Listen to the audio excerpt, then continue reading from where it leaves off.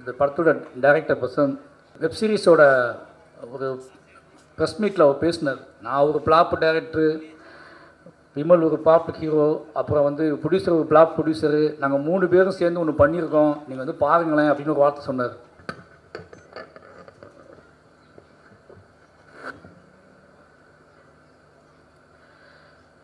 எல்லாருக்கும் வணக்கம். சந்தோஷ் தமிழ் சினிமாவோட டான் திங்க் மியூசிக் சந்தோஷ். ஏன் சொல்கிறேன் அப்படின்னா, முதல்ல ஏன் அவர்கிட்ட இருந்து ஆரம்பிக்குது அப்படின்னா, எல்லா படத்தையும் அவர் சொல்லிவிடுவார் என்கிட்ட வந்து. டூரிஸ்ட் ஃபேமிலி வந்து ஃபஸ்ட்டு எடுத்தோடனே தலைவா படம் ஹிட்டு அப்படின்னு சொன்னது சந்தோஷ் தான். அதே மாதிரி மாமன் வந்து தலைவா வந்துருங்க, மாமன் வந்து கண்டிப்பாக ஒரு முக்கியமான படமாகும் அப்படின்னு சொன்னார். அவரை பார்த்த பாசிட்டிவாக இருக்கும். அதனால் அவர் பார்த்த உடனே ஒரு சந்தோஷம் வந்துடுச்சு. எல்லாருக்கும் நன்றி. ரொம்ப சந்தோஷமாக இருக்குது இந்த நிகழ்ச்சியில் கலந்துக்கிட்டதில். ஏன்னா சூரியனை பற்றி முதல்ல சொல்லணும். எனக்கும் சூரியனுக்கும் ஒரு எமோஷ்னலான ஒரு கான்டாக்ட் இருக்குது. 2 பேரும் கிட்டத்தட்ட ஒரே வீட்டிலேருந்து வந்த மாதிரியான ஒரு உணர்ச்சி தான். நிறைய இரவுகள் நான் அஸ்டினேட்டராக அந்த காலகட்டத்தில் இருந்து நிறைய இரவுகள் ஒன்றா பேசிகிட்டு இருந்திருக்கோம், சிரிச்சிருக்கோம், விளையாண்டுருக்கோம். அப்போல்லாம் வந்து உண்மையாகவே மனசில் தோணிக்கிட்டே இருக்கும், இந்த மனுஷன் வந்து இவ்வளோ இயல்பாக இருக்கார், இவ்வளோ வாழ்க்கை இருக்குது இவர்கிட்ட. இவர் வந்து அப்போ வந்து சூரியனுக்கு நான் பழக ஆரம்பிக்கும்போது சூரியனுக்கு கொஞ்சம் மோசமான காலகட்டம் தான் நினைக்கிறேன் சினிமாவில்.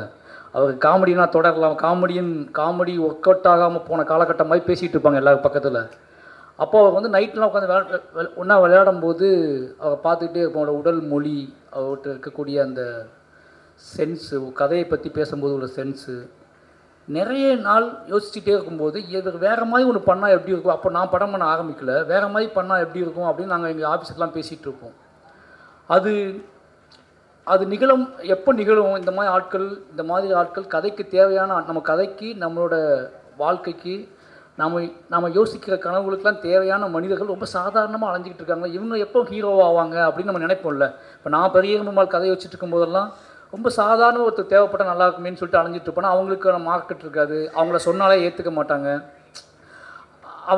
இந்த மாதிரி ஒரு ஆள் ஹீரோ அப்படின்னாலே அந்த கதை வந்து டம்மி ஆகிடும். இப்படி இருக்கக்கூடிய காலகட்டத்தில் இவங்க ஒரு ஹீரோவானால் எப்படி இருக்கும் அப்படின்னு தோணிக்கிட்டே இருக்கும். அதை அத்தனையும் சாத்தியமாக்கியிருக்கீங்க இப்போ. ரொம்ப சந்தோஷமாக. ஏன்னா அது ரொம்ப மாதிரி அவ்வளோ பவராக இருக்குது இப்போ நினைக்கும் போது. நீங்கள் கருடனாக இருக்கட்டும், கொட்டுக்காளியாக இருக்கட்டும், இப்போ அடுத்து மாமனாக இருக்கட்டும், விடுதலையாக இருக்கட்டும், விடுதலை நீங்கள் செலக்ட் ஆன அடுத்த செகண்டே அது நடக்க போகுது அப்படின்னு தெரிஞ்சிடுச்சு. அதனால் வந்து சூப்பர்ண்ணே. நிறைய விஷயம் பேசியிருக்கோம். நிச்சயமாக என்ன சொல்கிறது,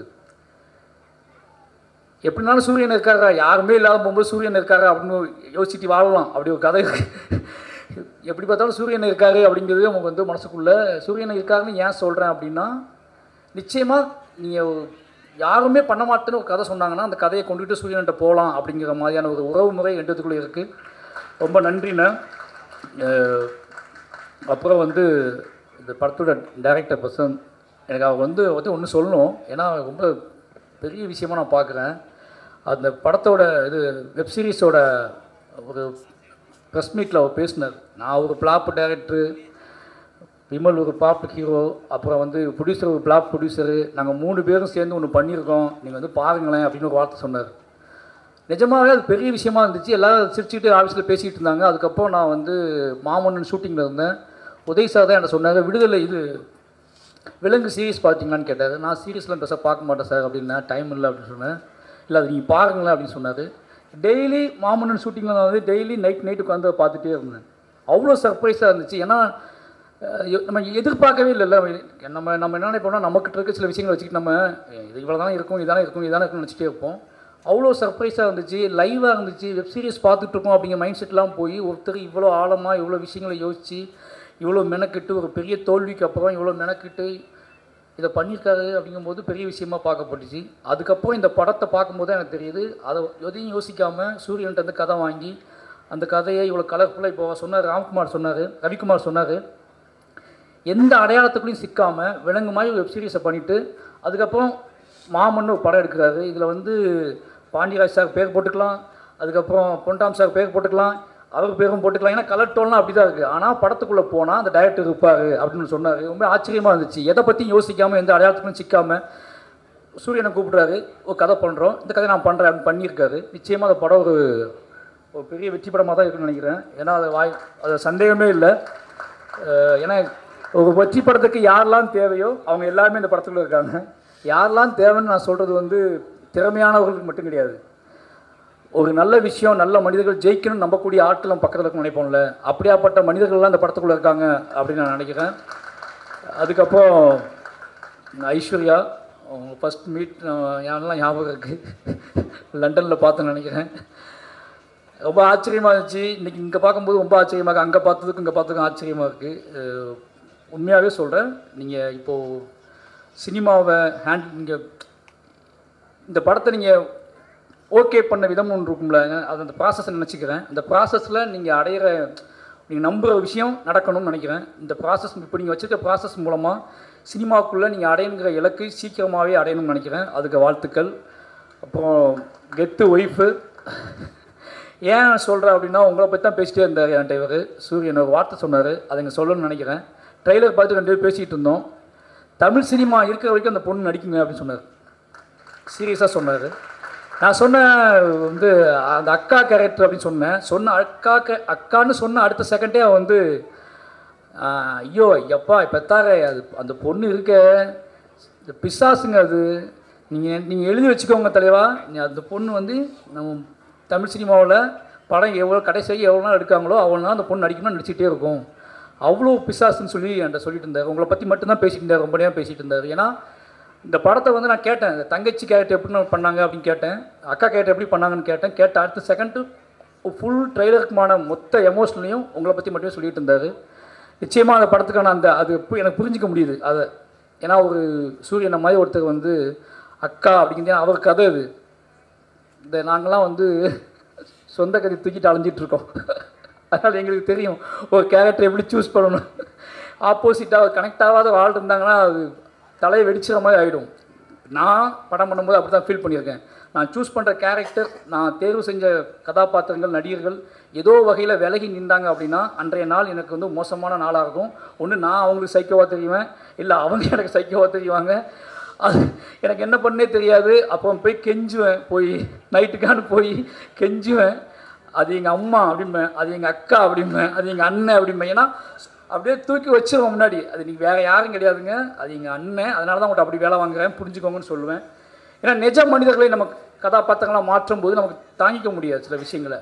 ஒரு சினிமாவுக்காக எக்ஸ்பீரியன்ஸ்க்காக ஒன்று பண்ணுறோம் அப்படின்னா அது ஓகே.